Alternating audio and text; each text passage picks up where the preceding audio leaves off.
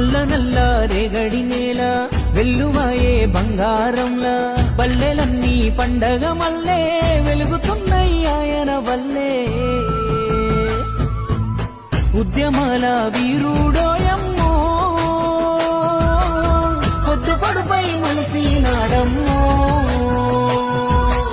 కంటి పాపై కాస్తున్నాడమ్మో కల్వకుంట్ల చంద్రుడోయమ్మో ఎలగాదమ్మో 20 ఏళ్ల కింద మనతో అయ్యా చెప్పిన మాట నీకు యాదికుందా రాజీలేని యుద్ధం చేసి రాజ్యం తెచ్చిండే వచ్చిన తెలంగాణ రక్షణ కోసం అంకితమయ్యిండే